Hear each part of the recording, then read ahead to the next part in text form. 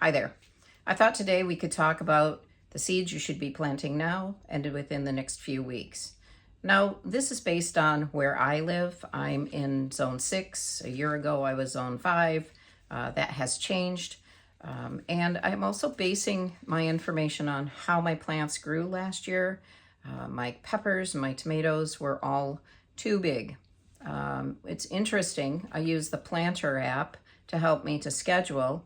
The Planter app actually recommended that I plant 2 weeks later than I did last year, which is exactly what I was going to do, whether the app told me that or not.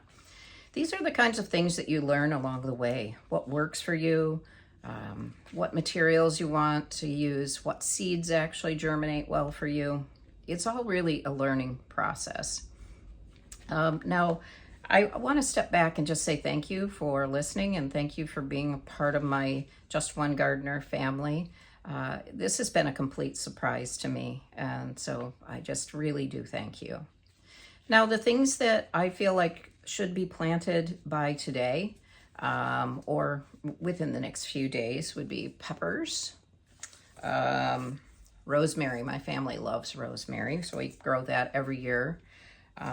Leeks, anything in the onion family. So if you want shallots, green onions, that sort of thing, you can plant those.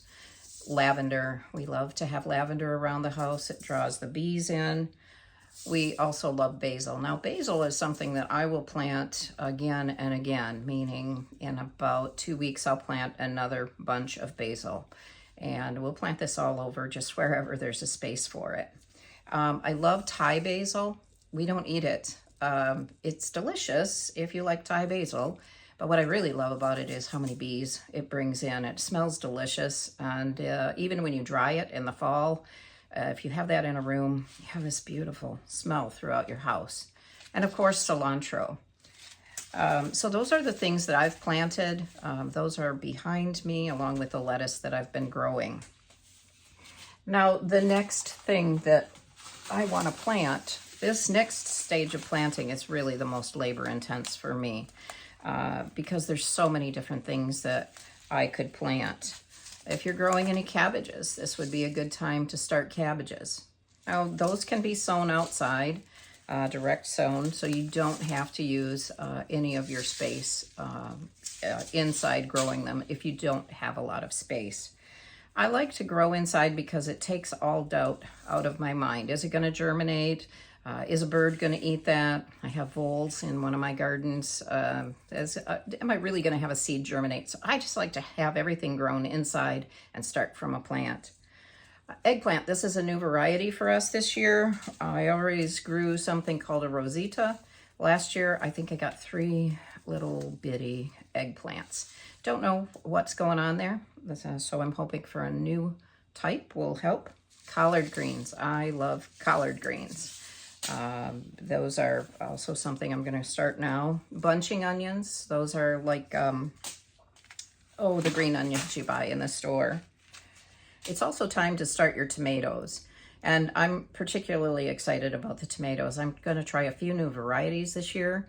Last year I made amazing spaghetti sauce and canned that, but we used regular tomatoes. So this year I'm going to try some Roma tomatoes. These all come with good reviews. I also am growing some cherry tomatoes. These are delicious. These are called Blush. We grew them last year for the first time, just couldn't get enough of them. Sun Gold, also a favorite. Now, of the larger tomatoes, we grew Amish Gold Slicers last year, and this has got to be one of my all-time favorite large tomatoes. Sweet and delicious. And then Celebrity Hybrid. We love this particular type of tomato. In addition to that, we're going to grow some kale. Now, this package of kale was for the season of 2018. It's still growing, and it's still doing just fine. You never know how long seeds are actually going to last, but for me, kale seeds seem to be quite stable. If you're not sure if you like kale, this is a great type of kale to start with. It's called dinosaur kale. It grows very large, long leaves, and it doesn't have the corners or edges that are sharp, and it's just a beautiful, beautiful kale.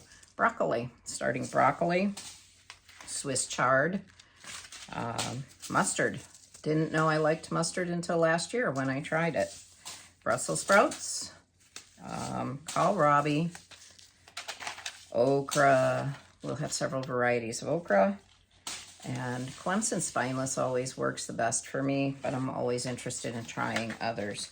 The other thing that I'll be planting is I will be growing the peppers over that I didn't do well with. I just had my Mariachi peppers and the Santa Fe peppers didn't germinate well.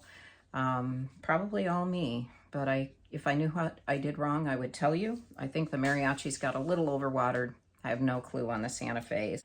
I'm also going to be planting a few flowers. I want to make sure that we have flowers that are inviting the bees into our yard.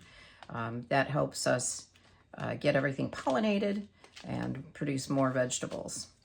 So I hope this has been helpful. In a few days, we'll actually plant some tomatoes together, and I'll show you how I do that and what the requirements are for growing those. Until then, thanks for watching.